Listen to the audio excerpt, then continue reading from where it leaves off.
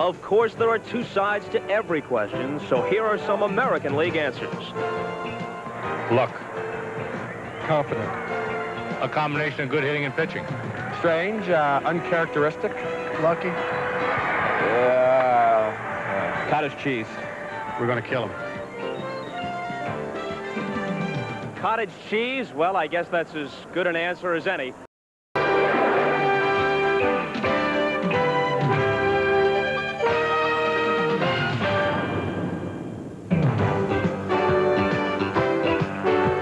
NBC Sports presents the 1983 All-Star Game, the 50th anniversary.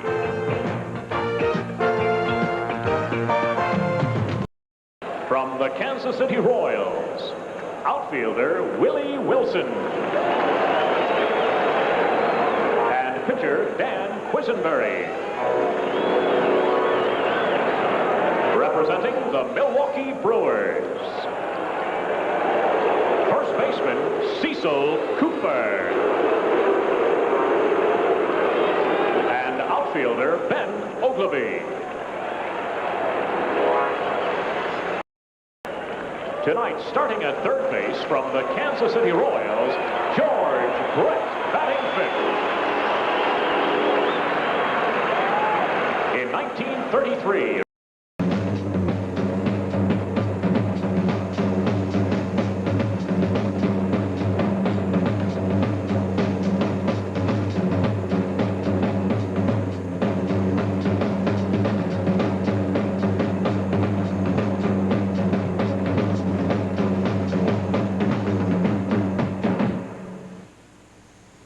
Baseball fever. Catch it. It lasts forever. The preceding message was furnished by Major League Baseball. Well, you get the feeling right now it's a Pier 6 brawl. It is only 1-0. But here comes the American League. And instead of a double play to get out of the inning, the bases are loaded. And here's George Brett. And he wasn't cheated in his 8th All-Star game. 0-1 to count. Brett hitting .364. Rice at first, Lynn at second, Carew at third, one away.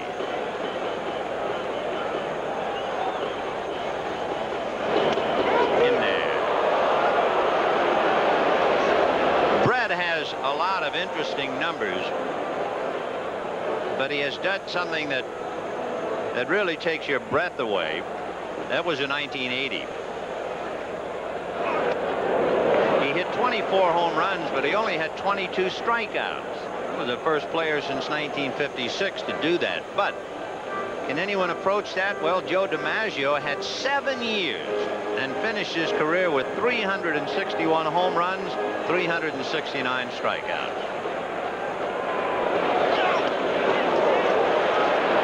2-2. Rod Carew down the line from third. Freddie Lynn at second, Jim Rice at first, and Soto in a jam. George Brett is a prize pupil of Charlie Lau, who is now the White Sox hitting coach, who just got out of the hospital. We hope that Charlie's watching, feeling better. He says the greatest quality about Brett is to be able to swing that bat and not move his head. 2-2. High fly ball into left center. Andre Dawson angling over, tagging up at third is Carew, and Dawson's going to throw to third as Carew brings in the tying run, and Lynn and Rice holding. So we're 1-1 in the first inning, thanks to errors. And Harvey Keene and company applauds the arrival of Carew as Brett picked him up.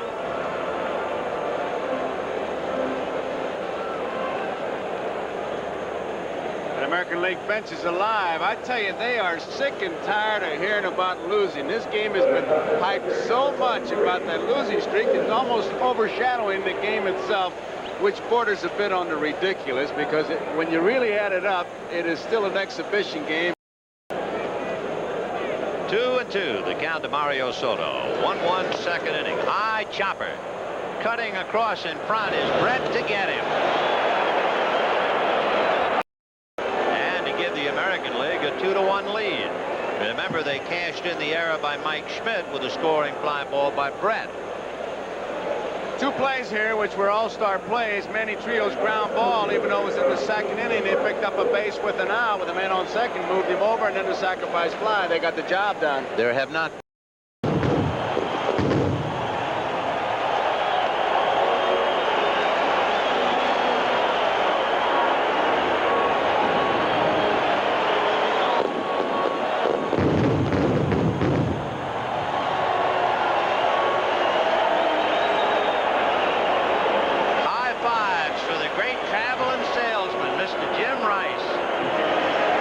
like somebody was pouring milk. It was just a white blur from home plate to left field. It never got up, it never got down, it just went straight out. And look at that American League bench. They're tired of hearing about losing 19 out of 20. So they're leading 3-1. And the batter now is George Brett. He had a scoring fly ball in the first inning. That left field wall is 9 feet 10 inches. So it was just a low line drive that landed right there in the picnic area. I always remember a home run hit here in the '59 World Series. Al Smith was standing there and somebody knocked a big bucket of beer and it went on his head, remember? That's right, he got the beer shampoo. The Rains did not have any rain. There's a drive to center, but Dawson has to get it by him for the wall. Brett is going for 3, and the relay by Sachs is too late.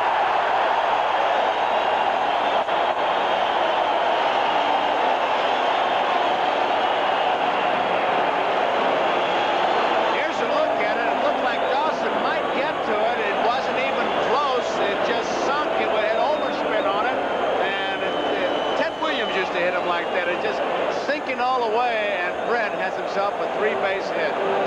You know, it's interesting not to wear you out with numbers, but George Brett has a triple. He's led the American League in triples 3 times.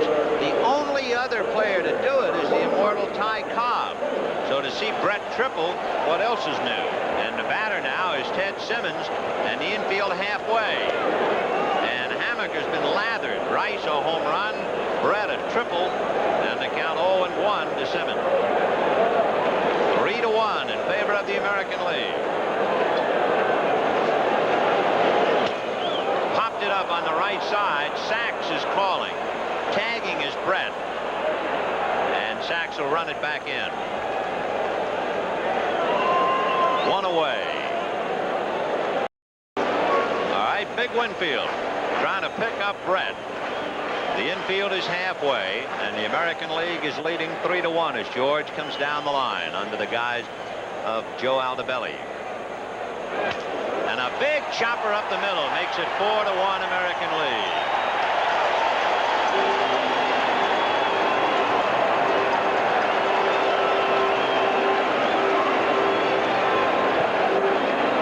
They didn't waste any time on Hamaker. They just went to work. First pitches, they went to whacking. And Winfield drives it in, and he's a base-stealing threat. Making the 500 times at bat one season, he went 4 years without hitting the ball.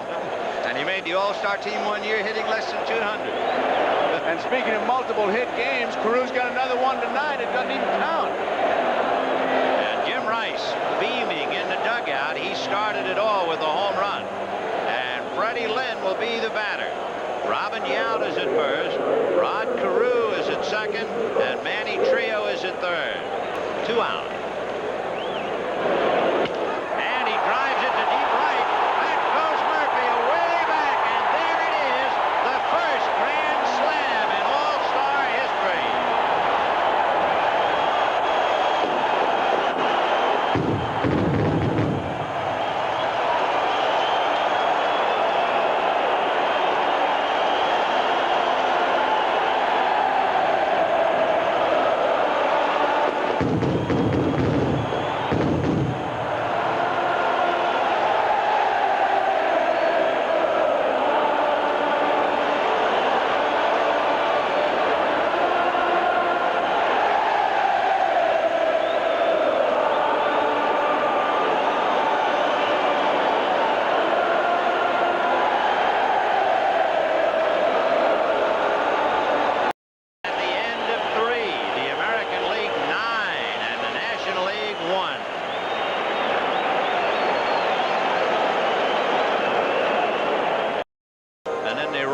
Big 7 against Hamaker. There was a triple by Brett, singles by Winfield, Trio, and Carew, a home run by Rice, and a grand slammer by Lynn. And Lance Parrish from Detroit will handle Texas Rick Honeycutt. What an inning, Joe. A big, big inning. And the score at the end of 3.5 innings. American League 9 and the National League 2. Here's a kid who began the year in the minor leagues and is in the All-Star game. He is only one of 3 ever to do that. And George Brett hits a fly ball down the left field line, and Tim Raines over in the corner to make the catch and foul ground. What's got him crazy, Sachs, that is, he has already made more errors than any second baseman in the major leagues all of last year. And he hits it to the hole, base hit. Here's Ozzie Smith around third, and he will score to make it 9-3 American. And there's nobody out in the 5th inning. Robin Yount really gave that a good effort in trying to knock the ball down. Now you see Brett is in your picture. In a minute you'll see Yount make a dive trying to knock it down. He really did a half gainer hoping that he could knock it down and save a run. And that's why he's the most valuable player.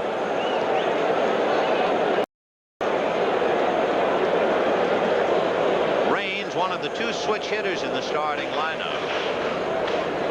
Ground ball to third. Brett on the bag, goes in the dirt to Trio. Safe, but now he got him coming off the bag.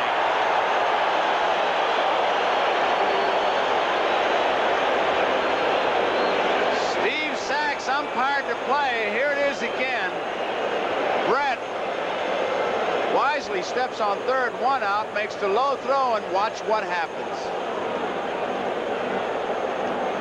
Now, Sachs tried to take him off and didn't make it back. And the call by Ted Hendry. Take another look.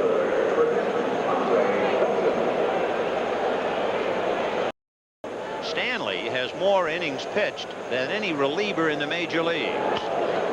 Little chopper wide of third. Brett on the run will throw to Eddie Murray.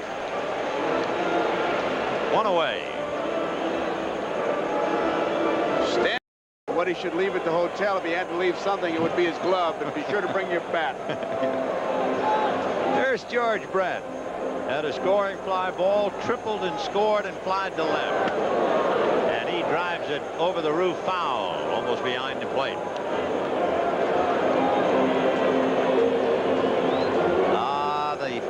The memories that come along. You know, in 1906, Upton Sinclair wrote a book called The Jungle. It really gave the city of Chicago kind of a punch in the ribs, tough place. But 1906 was also the only Chicago White Sox, Chicago Cubs World Series. The town was really alive. In case you care, the White Sox won that series 4 games to 2. But trying to tie the past to the present. What kind of a year did Upton St. Clair have? He had a very good year, thank you. Okay. 0-2 the count. Oh, Upton, pretty good hitter, wasn't he? Like the ball up. You know, talking about Musial, I'll never forget that home run he hit in Milwaukee because it's extra innings. And I remember he said to Yogi, I'm getting tired. I want to go home. Yogi said, me too. And Stan hit the home run off Sullivan. Brett fouls it away. Well, of course, the last All-Star game played here was marked by home run in 1950. You remember Ralph Kiner came up and hit a home run in the 9th inning to tie, and Red Shane Dienst hit it out in the 14th, and it was time to go home. And he told Jocko Conlon when he was in the field, he said, I'm going to hit one out. When he got to second base, he said, how about that, Jocko? I didn't lie to you.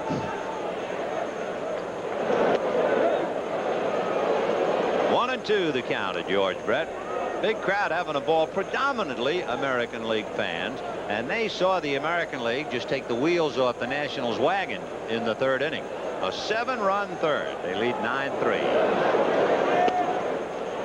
2-2.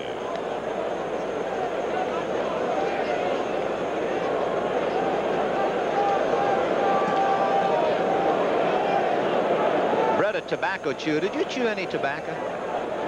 Sadly, I admit that I did, but I don't anymore, and I wish they would all stop it. Yeah. High foul out of play. I remember Don Zimmer, who always chewed tobacco, finally convinced Pee Wee Reese, who had never chewed tobacco. You should try it. And Reese had been in the big leagues, you know, 1,000 years. There's a master tobacco chewer. In fact, so is Pat Dobson. Anyway, Pee Wee tried to chew it. He swallowed it on the first ground ball. I got hit at home plate and swallowed it. What happened to Pee Wee? Had to leave the game. Brett foul tips and strikes out. You know that shot of Harvey Keene?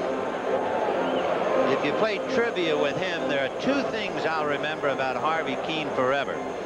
Ben Ogilvie will now take over in right field for Dave Winfield. In center, Willie Wilson picking up for Fred Lynn. Big chopper back a third, foul and down the line. I think one of the greatest colorful descriptions of all time will Satchel. McGee takes the lead. 1 out in the 7th. Ground ball to Brett. He short hops at the bag, goes to second for 1, to first, not in time. So the Force play 5-4.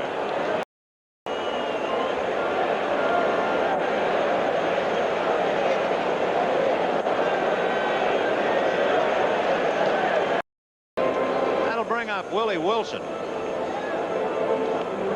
You talk about speed, you have to put this fellow Willie Wilson among the top 2 or 3. In fact, I think he's the most productive, destructive player as far as the opposition that's in baseball. He gets on, he makes it rugged. He inside the park home runs, he chops and runs. He's exciting. You know, we're talking about the fact he has 11 of his 14 home runs are inside the park. Can you imagine Babe Ruth hitting an inside the park home run? You know, with the big tummy and the skinny legs. 714 home runs. Babe Ruth had 10 inside the park home runs.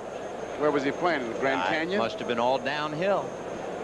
Henry Aaron hit 755 home runs. You know how many home runs inside the park he had? No. You got it.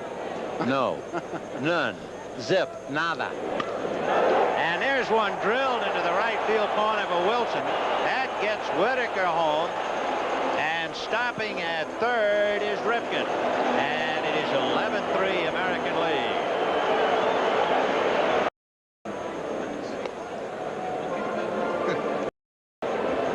Ogilvie, the right fielder. Well, let's see. Hendrick and Bench, and then you get to Lavelle, Smith, and Valenzuela. So they're trying to get them all in. Orozco came to the Mets from Minnesota for Jerry Koosman. Ogilvie's one of those hitters that keeps that bat busy. As we take a look at Willie Wilson, who's down at second base. Ripken's on at third. It's almost like Ogilvie, the batter, it's not a self-starting bat. He's got to get it cranked up and pump the handle. He's got to prime it. Watch him get it going.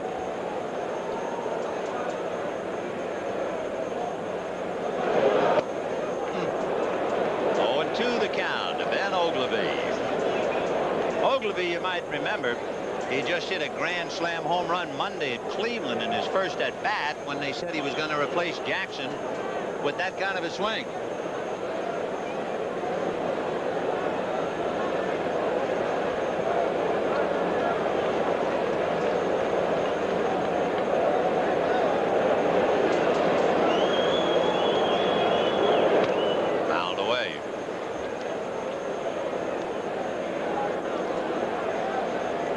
Interesting, Ogilvie has only 7 home runs, 3 of them in one game against Boston.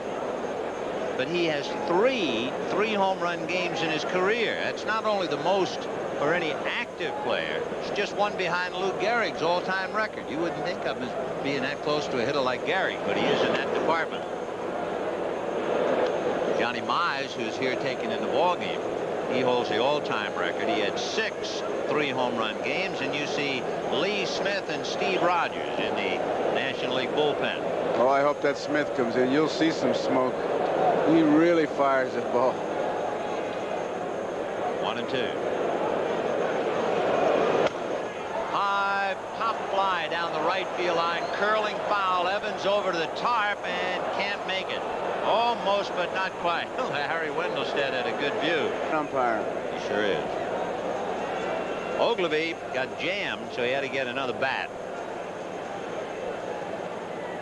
He's one of 3 players in Brewer history who's tied Reggie Jackson for the American League home run title. George Scott tied Jackson in '75. Ogilvie did it. '82, Gorman Thomas did it.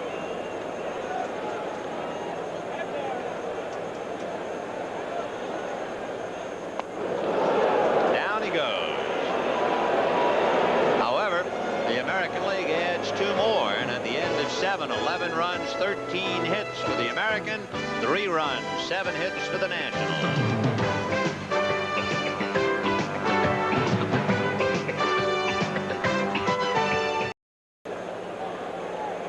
Because of free agent economics.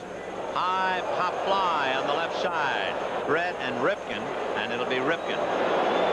almost Alphonse Gaston there.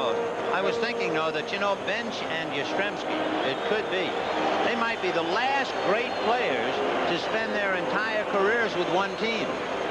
And we might be saying goodbye tonight to both of them. And Fred Lynn hit the first grand slam in All-Star history. Evans slicing one to left center field. A diving, rolling catch by Wilson. Oh, what a play by Willie. I'm telling you, he's a good ball player. Here he goes with great speed. And he holds on to it.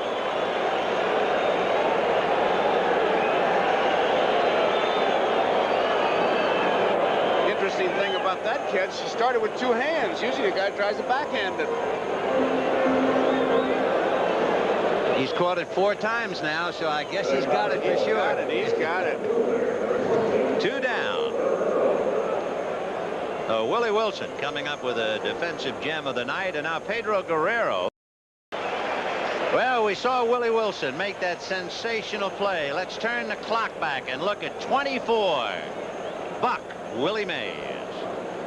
Willie Mays was among the most heroic players in All-Star history, just ask the Yankees' Whitey Ford. In 24 midsummer appearances, the Giant star hit over 300 and belted 3 home runs. And in the field, well, Willie was stylish as always. Well, the big guy is out on the hill. 6'6", 235 pounds, standing out like a beacon here in Chicago's Comiskey Park. Lee Smith. He's got to be about an 8 on his seismograph, isn't he? Huh? He's the one who said that he had a dream last night that he was going to strike out Dave Winfield in the game tonight. But, of course, Winfield's long gone, so he can do his best with George Brett, Lance Parrish, and Ron Kittle. Ball 1. Cecil Cooper is out on deck. So that means we will have seen them all as far as, except Bob Boone, in the American League. The National League, you have Terry Kennedy, George Hendrick, plus some pitchers. George's shoes are a bit different. Look at the one on the right side. He's got it kind of spotted in there with the blue, and the other one doesn't. He got 2 different kind of shoes on. He's got a pair like that in the clubhouse, I'll bet. He gets confused which is for the left and which is for the right. I tell you, that's carrying the endorsements a bit too far, though, to wear different shoes in the batter's box. It's called a split account. I see. Well, Cincinnati, they were going in arbitration. They wanted to wear special shoes so they could get some money, and I don't know the outcome of it. Still in arbitration. Still in the shoebox. It is 11-3 American League here in the 8th inning. And big Lee Smith, 6'6", 235. He's got to have a birthday on Monday, Tuesday, and Wednesday, don't he? Look at that earned run average, 1.3. Fouled away. I wish we had a gun on him, Ben. He is really throwing hard. Once this year, Lee Smith threw a wild pitch that hit in front of the plate and bounced into the Wrigley Field stands. That's throwing pretty hard.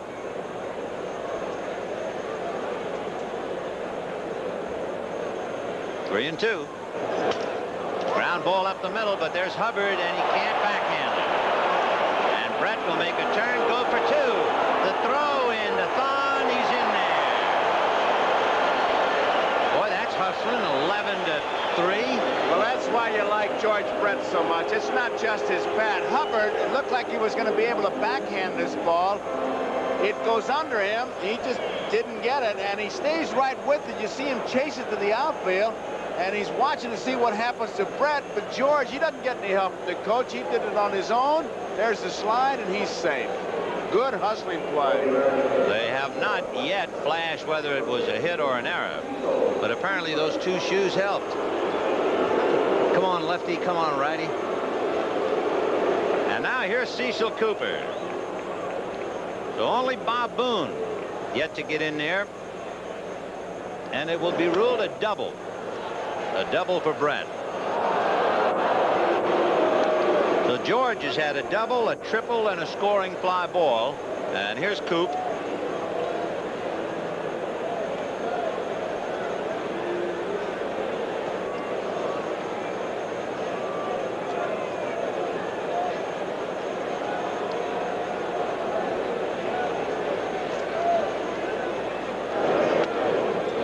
You know, since last July 8th, that means 66 appearances, Lee Smith has allowed 2 runs in an appearance only twice.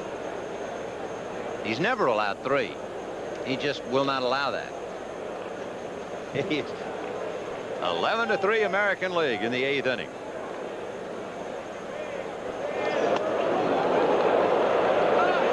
So Cooper hitting for Parrish. By the way, the American League now with 14 hits. That's the most since the National League had 14 hits back in 1954.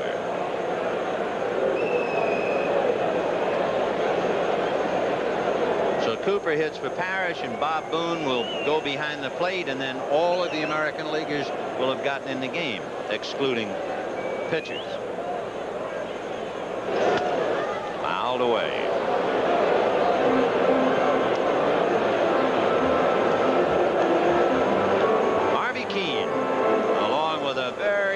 American League team that has pounded the National League. 11-3, snapping an 11-game losing streak and snapping the absolute domination. 24 out of the last 26.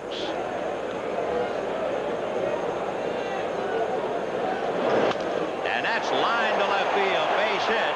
Reddish to third, and they will hold him. And the throw gets over Madlock's head, but Benedict handles it. With the infield up and runners at second and third, Cooper and Brett. High fly ball to left field. Guerrero going back on the track in the corner, backhands and dropped it. It's a fair ball. In comes Brett. Cooper stops at third, and it is 12-3 American League. And on the mound, Dan Quisenberry. This telecast is presented by authority of Major League Baseball and may not be reproduced or retransmitted in any form without the express written consent of Major League Baseball. I think this one you could do without written consent. There was somebody on the phone with the commissioner. That's right. Trying to get written consent. Right. Okay, we won't fool around with it. There may be some people want to retransmit this one. Well, here's Bruce Benedict. He's all smiles. He finishing up behind the plate.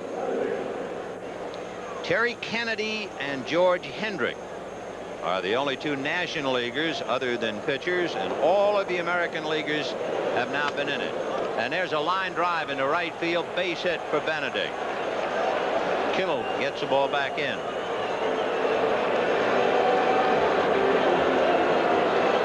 Don't forget, next Saturday, 2 p.m. Eastern Daylight Time, 30 Rock. The latest news in the world of sports. Then the California Angels travel to Boston to meet the Red Sox, or Milwaukee Brewers play the Chicago White Sox. Check your local listings for the game in your area on the home of baseball, NBC Sports. Timeout. Terry Kennedy, who had been down in the bullpen, is making that overnight hike to the dugout. Here he comes. The last of the Mohegans, along with George Hendrick. Leon Durham. Strike. That's some delivery by Quisenberry. I was in Detroit for a Charlie Gehringer affair, and Eldon Auker was there, and I mentioned he threw like that. Eldon Auker was a submariner. That's a strike. 0-2. Quisenberry throws throws a sinker because he throws that way. He has a rising breaking ball. It's like a big roundhouse American Legion curveball, and he throws a knuckleball. You know what Quisenberry says? He says the last time the American League won an All-Star game, he was working in a fish restaurant in Southern California. That's what he says. Maybe. He does say strange things. He's a perfect relief man. Nothing phases him.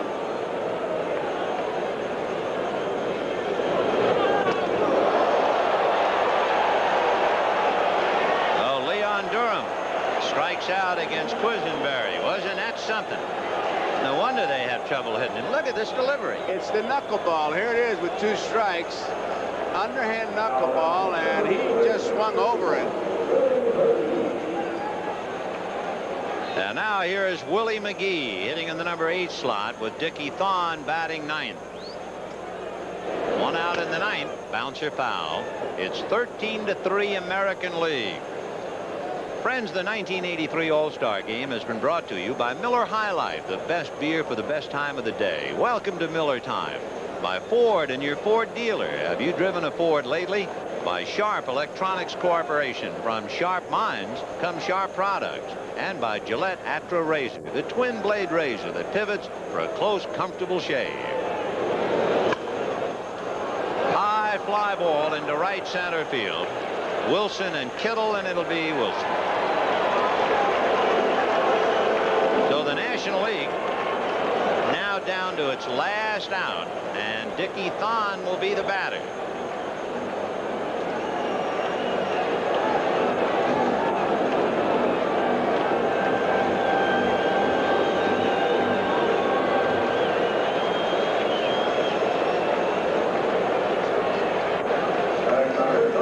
Dickie Thon had a base hit back in the 5th inning, but the ball game was just about all over by that time, thanks to the 7-run 3rd inning. Fouled away. So in essence then, the American League is going to snap an 11-game losing streak. They had lost 24 out of 26, and we'll go back to the opening remarks as you look at Benedict at first. The American League had won only 1 All-Star game since Kennedy was president, since Pete Rose had broken into the major leagues, since a Washington senator was on the American League team, Frank Howard. So it has been a long time, and it has arrived. Big chopper to 3rd. Brent goes down to 2nd, and this one is history.